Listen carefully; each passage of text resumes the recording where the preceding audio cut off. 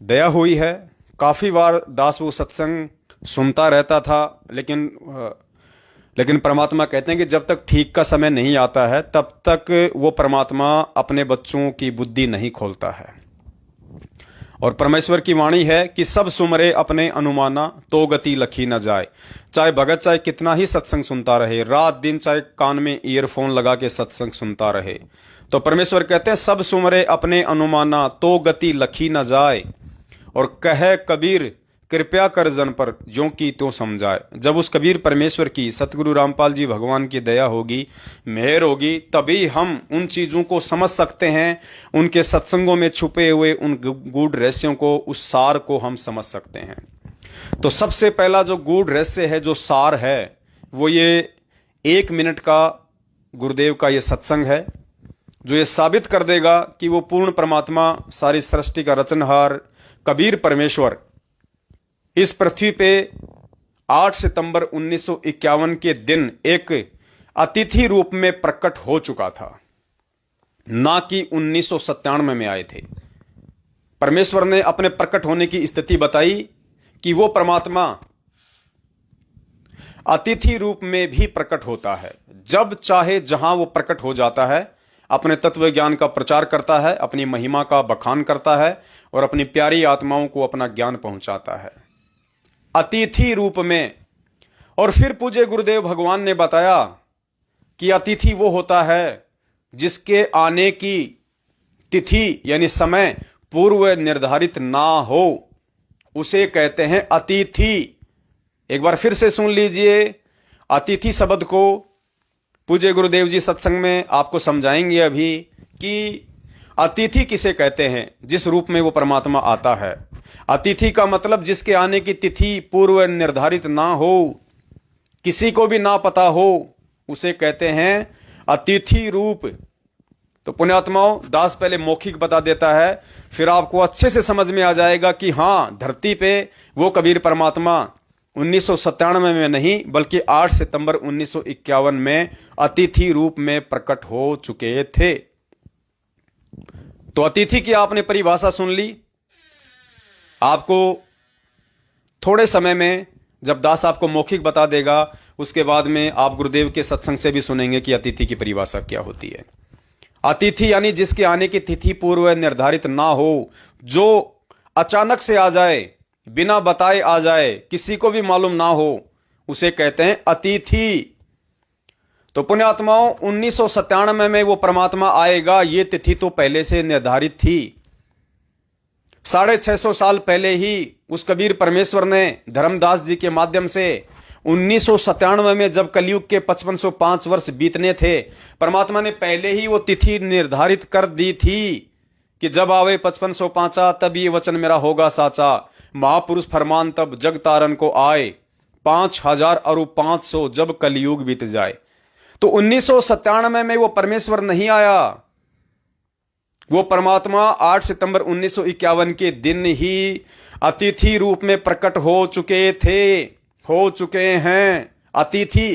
क्योंकि 1997 वाली जो तिथि है वो पूर्व निर्धारित थी, सबको पता था। कबीर सागर में 650 साल पहले ही लिपिबद्ध करवा दिया था परमेश्वर ने कि मैं 1997 में जब कलयुग के 5505 वर्ष बीत जाएंगे तो मैं आऊंगा। और वाणियों के रूप में भी परमात्मा ने लिखा दिया था कि जब आवे 5505 तब ये वचन मेरा होगा साचा, कि मेरा 13वां जो पंथ है 1997 में चलेगा। ये तो पूर्व निर्धारित हुआ, लेकिन 8 सितंबर 1951 के दिन वो परमात्मा आएगा, ये तिथि पूर्व निर्धारित नहीं थी। तो 8 सितंबर 1951 के दिन वो परमात्मा संत रामपाल जी भगवान के रूप में जिस भूमिका में आए हैं, जिस रोल में आए हैं, वो है अतिथि वाली भूमिका। अतिथि जिसके आने की तिथि पूर्व निर्धारित ना हो।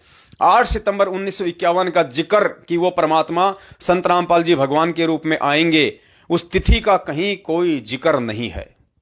किसी भी वेद शास्त्र कुरान पुराण में उस तिथि का जिक्र नहीं है, क्योंकि परमेश्वर अपने गुण, अपने स्वभाव वश कि वो परमात्मा अतिथि रूप में जब चाहे जहां प्रकट हो जाते हैं, तो वो जो तिथि है उस अतिथि के आने की वो है 8 सितंबर 1951। तो सुनिए परमपिता परमेश्वर जी के मुख कमल से, फिर आपको विश्वास हो जाएगा कि भैया 1997 वाली जो तिथि है वो तो पहले से निर्धारित थी, और 8 सितंबर 1951 वाली तिथि पहले से निर्धारित नहीं थी। वो परमात्मा अतिथि रूप में धरती पे 8 सितंबर 1951 के दिन ही प्रकट हो चुके हैं। सुनिए गुरुदेव के मुख कमल से, फिर आपको यकीन होगा कि हाँ, आज हमारे पूज्य गुरुदेव सतगुरु रामपाल जी भगवान अतिथि वाली भूमिका में धरती पे प्रकट हैं।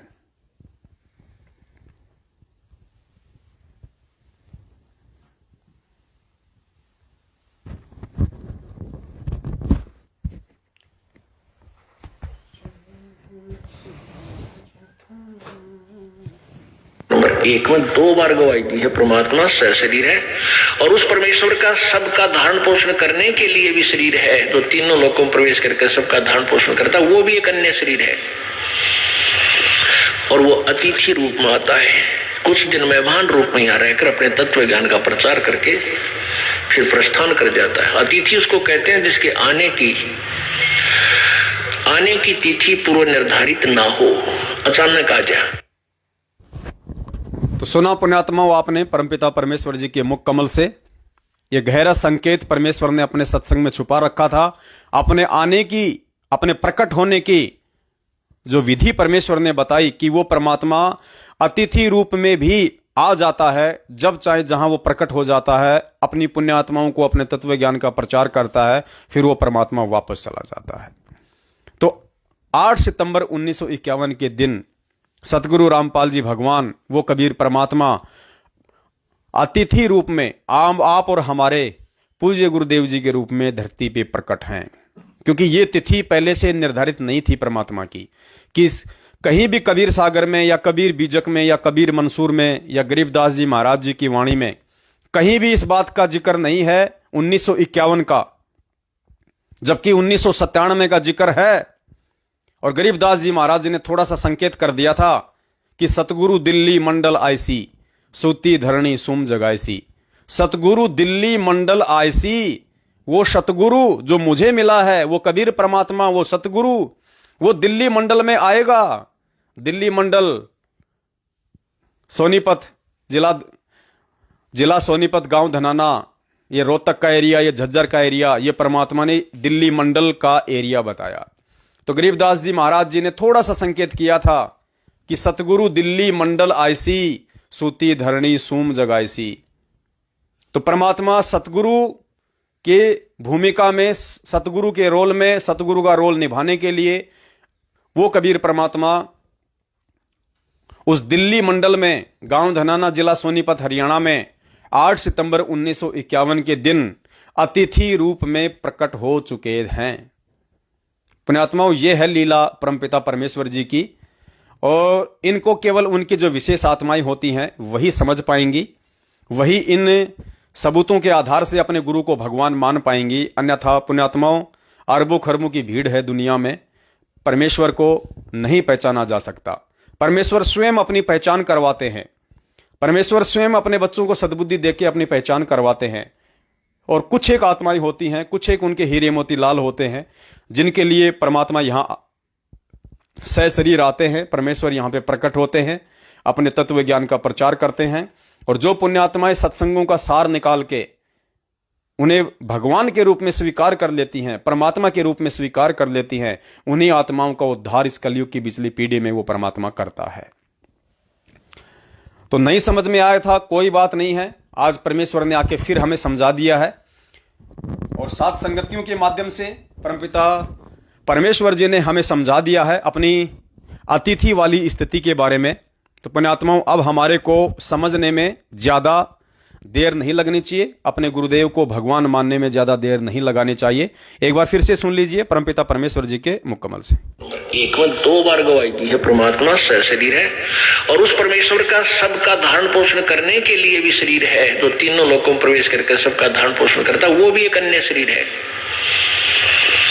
और वो अतिथि रूप में आता है। कुछ दिन मेहमान रूप में यहाँ रहकर अपने तत्व ज्ञान का प्रचार करके फिर प्रस्थान कर जाता है। अतिथि उसको कहते हैं जिसके आने की तिथि पूर्व निर्धारित ना हो, अचानक आ जाए। तो एक बहुत बड़ा पॉइंट गुरुदेव भगवान ने आप और हमारे को दिया है, जो हमारे ही मंदबुद्धि भाई बहन सतलोक आश्रम मैनेजमेंट हरियाणा वालों के पीछे भेड़ चाल में चल रहे हैं और जो कहते हैं कि वो कबीर परमात्मा 1997 में आया है, प्रकट हुआ है और संत रामपाल जी की आत्मा को, अर्थात अपने गुरुदेव को यह शब्द कह के कि संत रामपाल जी की आत्मा को सतलोक भेज दिया। अपने गुरुदेव को गाली देने से कम नहीं है यह शब्द। तो उनको भी इस बात को स्वीकार करना पड़ेगा कि 1997 की जो तिथि है वो तो पूर्व निर्धारित थी। वो तो सबको पता था कि 1997 में जब कलयुग के 5505 वर्ष बीत जाएंगे तो 13वां पंथ उस परमेश्वर का चलेगा, जो कि परमेश्वर ने पहले ही कहा था कि 12वें पंथ में हम चलावें, सब पंथों को मिटा के एक पंथ चलावें। लेकिन 1997 की तिथि तो पूर्व निर्धारित थी। फिर धरती पे कौन प्रकट है? अतिथि रूप में परमात्मा 8 सितंबर 1951 के दिन आए हैं, जिस तिथि के विषय में पहले से किसी को भी नहीं पता था। उसके अलावा एक छोटा सा सत्संग और सुनाते हैं आपको पूज्य गुरुदेव का। उसके बाद आपको यकीन होगा कि परमात्मा सत्संगों के बीच में वो शब्द बोल जाते हैं, वो रहस्य छोड़ जाते हैं जो एक विवेकी भगत को समझ में आ जाता है। गुरुदेव जब दया करते हैं, सद्बुद्धि बख्शते हैं अपने बच्चों को, तो वो उनके बच्चे उनके शब्दों को कैच कर लेते हैं, क्योंकि ये भगवान है और भगवान के मुख से निकला गया कोई भी शब्द अनायास नहीं होता, व्यर्थ नहीं होता। हमें समझ में नहीं आता वो एक अलग बात है, उसका गहरा रहस्य होता है। तो एक छोटा सा सत्संग है परमात्मा का, उसमें क्या कह रहे हैं परमात्मा, आप उस चीज को पकड़ने का प्रयास कीजिए। हालांकि दास आपको थोड़ा सा पहले बता देगा।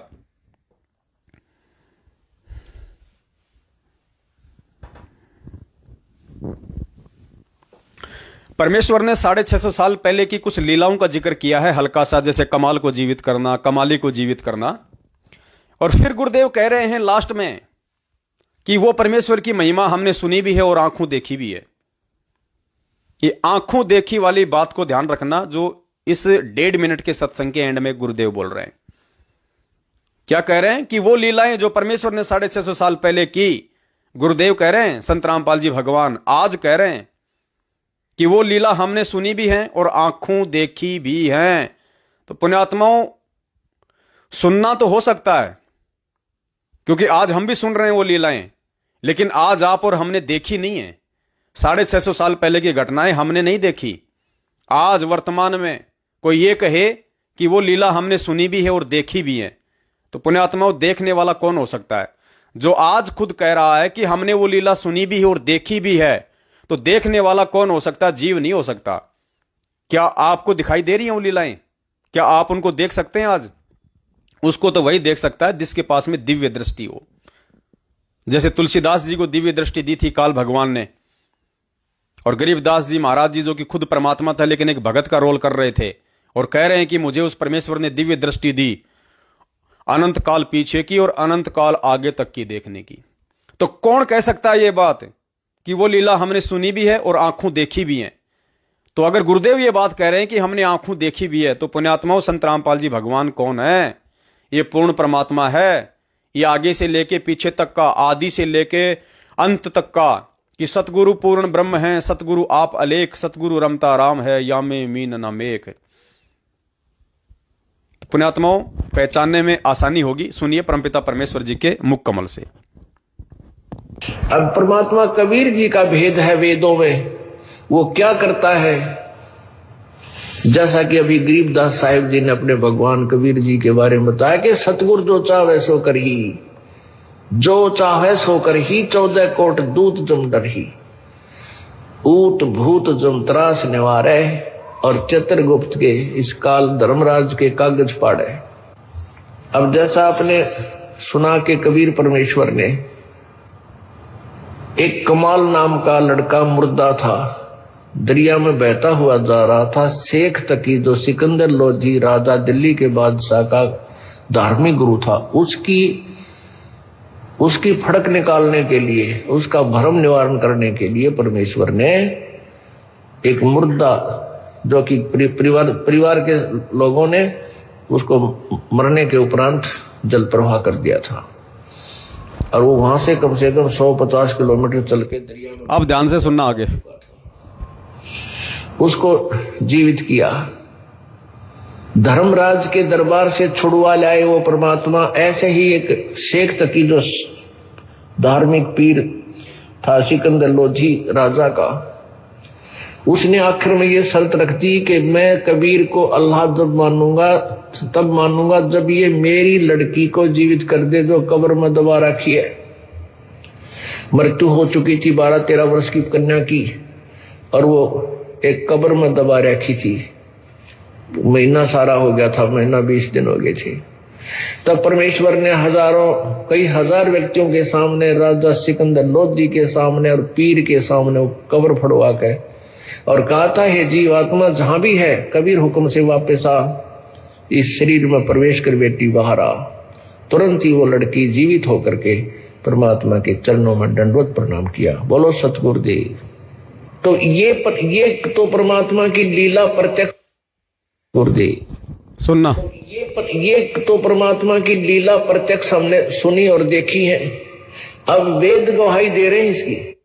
एक बार फिर से सुनना, परमपिता परमेश्वर जी के मुख कमल से सतगुरु रामपाल जी भगवान कह रहे हैं कि ये कबीर परमेश्वर जी की लीला तो हमने सुनी है और आंखों देखी है। अगर आज गुरुदेव ये बात कह रहे हैं कि हमने आंखों देखी है, तो सांसारिक दृष्टि से तो गुरुदेव 8 सितंबर 1951 को प्रकट हुए हैं, जबकि ये तो 650 साल पहले की घटना है। तो आज आंखों से कौन देख सकता है? आज भी आंखों से वही देख सकता है जिसने स्वयं वो लीलाएं की थी, जिसने स्वयं कमाल और कमाली को जीवित किया था। सुनिए, तो ये तो परमात्मा की लीला प्रत्यक्ष हमने सुनी और देखी है। अब वेद गवाही दे रहे हैं इसकी। तो पुण्यात्माओं, सत्संगों में ही परमात्मा ने अपने परमेश्वर होने के विषय में सारे गूढ़ रहस्य छुपा रखे हैं। अब जरूरत है कि उनको समझने की, और सतगुरुदेव जी के सत्संगों के जो रहस्य हैं, जो सार है, पुण्यात्मा भी तब तक नहीं समझ में आ सकता चाहे कोई कितना ही कानों में लीड लगा के रात दिन सत्संग सुनता रहे, जब तक कि वो आत्मा अपने गुरु भगवान को परमात्मा के रूप में स्वीकार नहीं करती है, तब तक उसको ये सारी चीजें समझ में नहीं आ सकती हैं। इसीलिए परमपिता परमेश्वर ने दया की, हम सभी सत्सेवक भाई बहन साध संगति के माध्यम से अपने गुरुदेव को हृदय से परमेश्वर के रूप में स्वीकार करते हुए और प्रतिवर्ष 8 सितंबर के दिन उनका प्रकट दिवस मनाते हुए, और घर घर में परमपिता परमेश्वर सतगुरु रामपाल जी भगवान को जैसी भी जिस भी भगत भाई बहन की आर्थिक स्थिति है, उसकी श्रद्धा है, हलवा राम का, मिर्च रोटी का, साग सब्जी का, या प्रतिदिन जो आहार बनता है, हम महीने में 1 बार, महीने में 2 बार, या हर सप्ताह जो 40 मिनट की आरती है या 42 मिनट की आरती है, भोग की आरती, मोको कहां ढूंढे रे बंदे मैं तो तेरे पास में, हम परमेश्वर को उस आरती के साथ भोग लगाएं।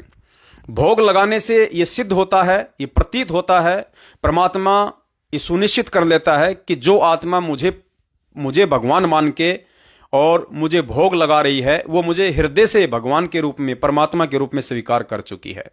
क्योंकि अभी तक हम केवल दाढ़ी मूंछ वाली फोटो को ही परमात्मा मान रहे थे। जो कबीर जी की दाढ़ी मूंछ वाली एक फोटो हमारे सामने रखी जाती थी, अब गुरुदेव ने तो इस दुनिया को आप और हम सभी भक्तों से ये नीचे के देवी देवताओं की साधना छुड़वाने के लिए, जो कि मोक्षदायक नहीं है, ये साधना छुड़वाने के लिए कि भाई ये पूर्ण परमात्मा नहीं है, ये पूर्ण पुरुष नहीं है, पूर्ण परमात्मा तो कबीर देव है, जिसका वेदों में, गीता में, हर जगह उस परमेश्वर ने जिक्र किया, और वेदों में उस परमात्मा की कूट कूट के महिमा लिखी हुई है, परमेश्वर ने उनका नाम तक हमें दिखाया। तो दाढ़ी मूंछ वाली फोटो को सामने रखना सतगुरु रामपाल जी भगवान के लिए जरूरी था, क्योंकि यदि वे ये बात कह रहे हैं कि ये देवी देवता ब्रह्मा विष्णु महेश, ये दुर्गा काल महाकाल, ये पूर्ण परमात्मा नहीं है, पूर्ण परमात्मा तो कबीर जी हैं, तो फिर हम लोग ये सोचेंगे कि वो कबीर है कौन, वो कैसा है, कहां था, कब आया था। इसके लिए परमात्मा ने ये दाढ़ी मूंछ वाली फोटो का सहारा लिया कि भाई ये है वो कबीर, ऐसा है वो कबीर। जबकि उसके बाद सतगुरु रामपाल जी भगवान ने अपने अनेक सत्संगों में बार बार दास आपको सुना भी चुका है, परमात्मा खुद ही उस फोटो को रिजेक्ट करते हैं, ये कहते हुए कि जो चित्र आप देख रहे हैं, ये चित्र प्रभु का नहीं है, अर्थात ये कबीर परमात्मा का चित्र नहीं है, वो तो ना जाने कितने ही रूपों में आ जाते हैं। थोड़ा थोड़ा सुन लीजिए एक बार, ताकि आत्मा को दृढ़ आएगी।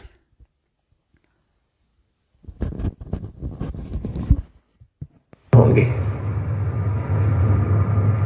अपने आत्माओं, अब तो ये दास बैठा है, यदि यहाँ परमात्मा इसी मानव शरीर तो है ही उनका, क्योंकि बनारस में 120 वर्ष रहे, और अब भी वो आ जाते। जो हम चित्र देखते हैं प्रभु का, ऐसा चित्र नहीं है। वो तो ना जाने कितने स्वरूप है उस मालिक के, वो किसी भी रूप में आकर के अपना ज्ञान बताता है, अपनी प्यारी आत्माओं को अपने चरणों में लगा के भक्ति करवा के सतलोक ले जाता है। अब आज हम भगवान की तलाश कर रहे हैं, और परमात्मा क्या अनमोल वस्तु है, क्या अनमोल है, कितना उसके अंदर गुण है। यदि आज हमें वो मिल जाए, आपके सामने आ जाए, तो आपकी क्या स्थिति होगी। एक बार सोचना, जो भक्त आत्माएं हैं गहराई से सोचे।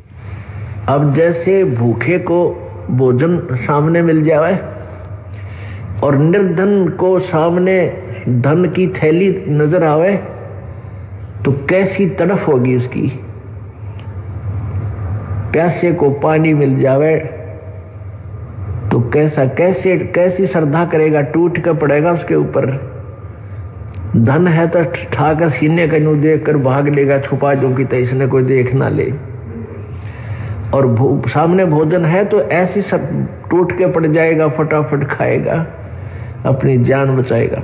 ऐसे ही हमें जब परमात्मा आज मिल जाए, आपके सामने आ जाए, क्योंकि हम उसी की तलाश में तो भटक रहे हैं, तो आपकी कैसी श्रद्धा होगी, ये आप अपने अपने स्तर से सोच सकते हैं। अब वो भगवान यहाँ आ जाए, अरदास के स्थान पर बैठकर सत्संग करने लग जाए, क्योंकि ज्ञान तो देना ही पड़ेगा। पुण्यात्मा स्पष्ट कर दिया परमात्मा ने कि वो भगवान अब आ जाए और दास के स्थान पे बैठ के सत्संग करने लग जाए, क्योंकि सत्संग तो देना ही पड़ेगा, ज्ञान तो देना ही पड़ेगा परमात्मा ने। तो आ जाए और इस दास के रूप में आ जाए, क्योंकि ज्ञान तो देना ही पड़ेगा। तो परमात्मा तो आएगा इसका मतलब, और किसी न किसी रूप में आएगा। अब निष्कर्ष ये निकालना है कि वो परमात्मा सतगुरु रामपाल जी भगवान के रूप में ही आए हुए हैं। अब इतना हमें गुरुदेव समझाने का प्रयास कर रहे हैं, बस इतना सा फर्क है कि परमात्मा खुद नहीं कह रहे कि मैं ही हूं वो कबीर परमात्मा। इस बात को समझाने के लिए ही, हमारे दिलो दिमाग में दृढ़ निश्चय पैदा करने के लिए ही कि वो कबीर परमात्मा मैं खुद हूं, ये अनमोल तत्व ज्ञान युक्त सत्संग पिछले 27 वर्षों से परमात्मा कर रहे हैं। इतना संघर्ष परमार्थ के लिए निस्वार्थ भाव से, इतना बड़ा संघर्ष दुनिया में और कोई नहीं कर सकता सिवाय उस कबीर परमेश्वर के। और बीच बीच में परमात्मा ने कितने गहरे प्रमाण छोड़ दिए हैं कि वो कबीर परमात्मा इस धरती पे मैं खुद ही हूं। दूसरा, जो दाढ़ी मूछ वाली फोटो है, वो खुद कबीर परमेश्वर की नहीं है, वो तो केवल एक बनावटी है, एक इमेजिन है, एक सपोजिशन है। खुद यहां कह रहे हैं गुरुदेव दाढ़ी मूछ वाली फोटो के विषय में, सुन लीजिए। उसके बाद आपको यकीन हो जाना चाहिए कि दाढ़ी मूछ वाली फोटो का प्रयोग केवल परमात्मा ने इसलिए किया ताकि हमें ये पक्का हो सके कि कोई कबीर भगवान है, जिसके विषय में संत रामपाल जी महाराज जी बार बार वेदों में दिखाते हैं, गीता जी में पढ़ाते हैं। तो कौन है वो कबीर परमात्मा, कैसा है? तो गुरुदेव ने दाढ़ी मूछ वाली फोटो का सहारा लिया। अगर वो दाढ़ी मूछ वाली फोटो दिखा के ना कहें कि ये कबीर है, तो हम ब्रह्मा विष्णु महेश को, देवी देवताओं को जिंदगी में नहीं छोड़ सकते। हम ये कहेंगे कि जिसकी फोटो ही नहीं है, हम कैसे मान ले कि वो भगवान है? इसलिए हमसे नीचे की साधना छुड़वाने के लिए सतगुरु रामपाल जी भगवान ने उस दाढ़ी मूछ वाली फोटो का सहारा लिया, और उसके बाद परमात्मा ने सत्संगों में बीच बीच में खुद ही दाढ़ी मूछ वाली फोटो को रिजेक्ट कर दिया, ये कहकर कि ये तो इमेजिन है, ये जो फोटो जो तुम देख रहे हो ये इमेजिन है, सपोजिशन है, ये तो हाथ से बनाया हुआ है। और फिर परमात्मा कह रहे हैं कि 650 साल पहले वो परमात्मा जिस रूप में आए वो तो तुमने देखा नहीं। गुरुदेव कह रहे हैं सत्संग में कि 650 साल पहले वो परमात्मा जिस रूप में आए थे वो तो तुमने देखा नहीं आज वालों ने। तो हमने देखा क्यों नहीं? जब गुरु जी खुद कह रहे हैं और अपने ऊपर फोटो लगा रहे हैं, गुरु गोविंद वाली फोटो में ऊपर वो दाढ़ी मूंछ वाली फोटो लगा रखी है, बार बार कहते हैं कि ये कबीर जी हैं, ये कबीर जी हैं। और यहां गुरु जी कह रहे हैं कि 650 साल पहले परमात्मा जिस रूप में आए थे वो तो तुमने देखा नहीं। तो फिर अगर हमने नहीं देखा तो फिर ये दाढ़ी मूंछ वाली फोटो कौन है, फिर ये किसकी फोटो है? तो पुण्यात्माओं, ये संकेत हैं जो हमें समझने पड़ेंगे। और फिर गुरुदेव कह रहे हैं कि आज अगर वो आ जाए तो तुम उसको मानो नहीं, तो बताओ फिर बात कैसे बनेगी। अर्थात आज वो खुद वो कबीर परमात्मा संत रामपाल जी भगवान के रूप में धरती पे प्रकट है। तो दो कंसेप्ट परमात्मा ने इसमें किए हैं क्लियर। सबसे पहला तो ये कि जो फोटो हम मानते हैं कि ये कबीर भगवान की है, दाढ़ी मूंछ वाली, परमात्मा ने खुद इस फोटो को रिजेक्ट कर दिया है। और परमात्मा ने संकेत दे दिया कि जून के महीने में जो इसको भगवान मान के और इसका प्रकट दिवस मनाएगा वो मेरा भगत नहीं है। और दूसरा, परमात्मा ने ये क्लियर कर दिया कि 650 साल पहले जब परमात्मा जिस रूप में आए थे वो तुमने देखा नहीं। तो फिर ये फोटो स्वतः ही रिजेक्ट हो जाती है, दाढ़ी मूंछ वाली। सुनिए। यदि इस दास के स्थान पर आज कबीर परमेश्वर भी आ जाते, क्योंकि जिस समय कबीर परमेश्वर जिस रूप में आए थे वो तो तुमने देखा नहीं, वर्तमान वाला ने। और वो परमात्मा किस रूप में आए थे, ये तो जो हमने चित्र बना है तो हमारा एक अपना इमेजन है, अपना सपोजिशन है, अपना माना हुआ बनाया है। लेकिन वो परमात्मा अब आ जाए तो जिस रूप में वो पहले आया था वो तो तुमने देखा नहीं, और ईब जिस मारा उसने तो मानो को नहीं। जिस रूप में परमात्मा 650 साल पहले आए थे वो तो तुमने देखा नहीं, और आज जिस रूप में आ जाए उसको तुम मानो नहीं, तो पुण्यात्मा फिर मोक्ष होगा कहां से? तो इन सारे सत्संगों का निष्कर्ष निकाल के हमने इस मोड़ पे पहुंच जाना चाहिए कि धरती पर 8 सितंबर 1951 से खुद वो कबीर परमात्मा सशरीर प्रकट है, अतिथि रूप में प्रकट है और संत रामपाल जी भगवान के रूप में प्रकट है। एक और प्रमाण इसके अलावा, उस प्रमाण को जानने से पहले बहुत ही अहम प्रमाण है, उसको भी नकारा नहीं जा सकता, चाहे कोई कितनी ही कोशिश कर ले, भगवान तो भगवान रहेगा। 8 सितंबर को आया है तो 8 सितंबर से ही भगवान रहेगा। लेकिन उससे पहले हम बंदी छोड़ की महिमा का एक शब्द उच्चारित करेंगे। आप जितने भी भगत भाई बहन लाइव देख रहे हैं, सहपरिवार हैं, अकेले हैं, आप भी परमेश्वर की महिमा का गुणगान करें जहां भी आप हैं। सतसंग मोक्ष की दारा, कोई समझ राम का प्यार। सतसंग मोक्ष की दारा, कोई समझ राम का। सतसंग मोक्ष की दारा, कोई समझ राम। सतसंग समझी मीरा बाई, करी सतनाम की कमाई। सतसंग समझी मीरा बाई, करी सतनाम की। गुरु रविदास की शरणा आई, तब पाया मोक्ष द्वारा। सतसंग मोक्ष की दारा, कोई समझ राम का है। सतसंग मोक्ष की दारा, कोई समझ राम का। सतसंग समझा से उसाना हो गया, साहेब कबीर का आना। सतसंग समझा से ऊंचा हो गया, साहेब कबीर का आना। निकी समन ने खिला दिया खाना, वो अमर हुआ मनियारा। सतसंग मोक्ष की दारा, कोई समझ राम का प्यारा। सतसंग मोक्ष की दारा, कोई समझ राम का प्यारा। सतसंग समझा अब्राहिम सुल्तानी, तज गया बलख बोखारा राजधानी। सतसंग समझा अब्राहिम सुल्तानी, तज गया बलख बोखारा राजधानी। वो पागे मोक्ष निशान, जानी सतगुरु ने पार उतारा है। सतसंग मोक्ष की धारा कोई समझ राम का प्यारा है। सतसंग मोक्ष की धारा कोई समझ राम का प्यारा। सतसंगे ना समझा रावण अभिमानी कर मर गया करवा के कुणबागानी। सतसंग ना समझा रावण अभिमानी करवा के कुणबागानी।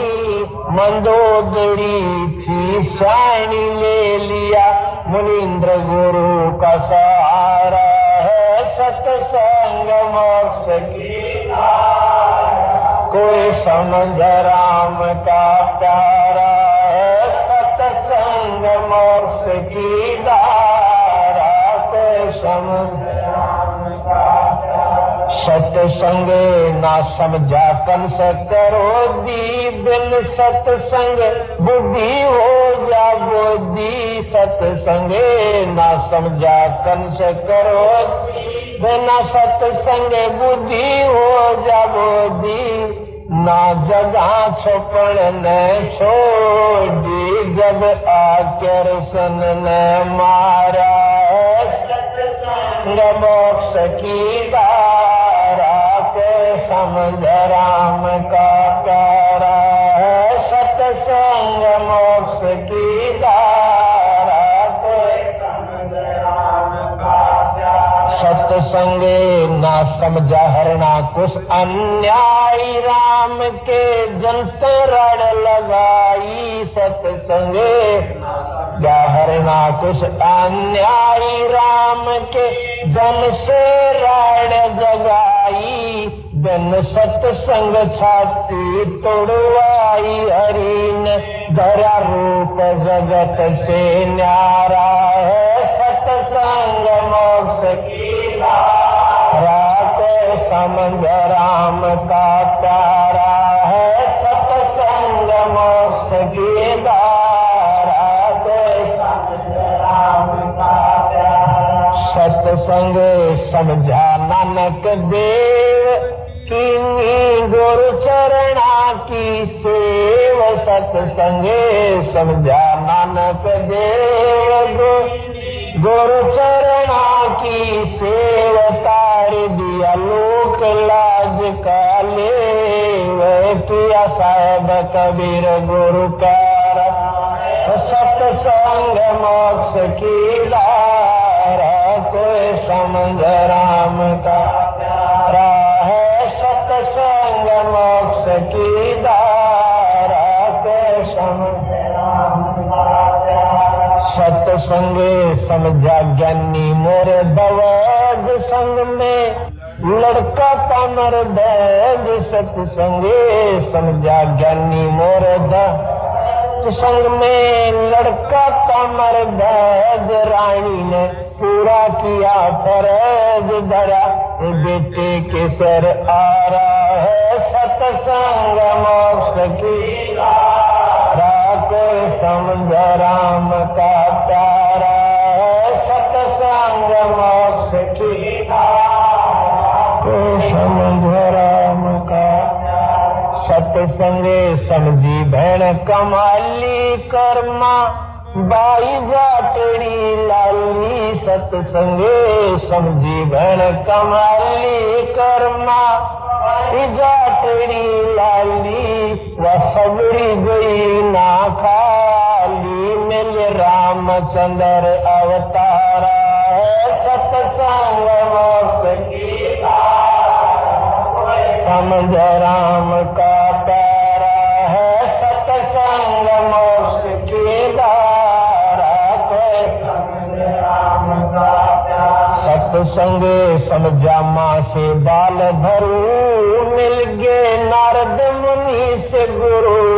सतसंग समझा माँ से बाल धरू मिल नारद मुनि से गुरु। अब जीऊं चाहे मरो ऋषि जी न उल्टा कदम हटा रहा है। सतसंग मोक्ष की धारा कोई समझ राम का प्यारा है, सत्संग मोक्ष की धारा, कोई समझ राम का प्यारा। सत्संग समझा धना जाट, जिसने बीज दिया था बाट, सत्संग समझा धना जाट, जिसने बीज दिया था, नगाली नाम देव ने घाट, बना विठल सर्जन आ रहा है, सत्संग मोक्ष की धारा, कोई समझ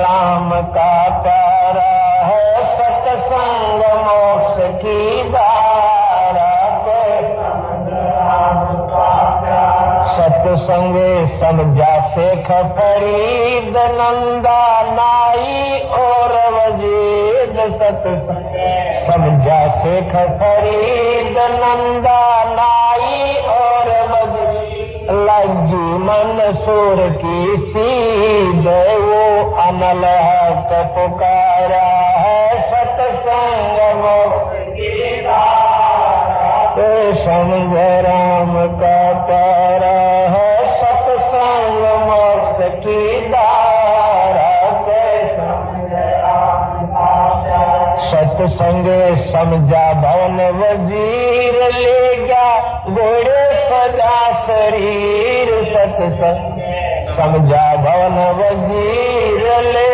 गया घोड़े सजा शरीर, उनका होया भजन में सीर, जिनका नाम भरोसा बारा है, सत्संग मोक्ष की धारा, कोई समझ राम का प्यारा है, सत्संग मोक्ष की धारा, कोई समझ राम का प्यारा। सत्संग समझा दास मलूक, रही ना धर्म दास में चोक, सत्संग समझा दास मलूक, रही ना धर्म दास में चोक, अरा कर दिया जीव दत्ता का रूख, किया सत भक्ति उजियारा है, सत्संग मोक्ष की धारा, कोई समझ राम का प्यारा है, सत्संग मोक्ष की धारा, कोई समझ राम का प्यारा।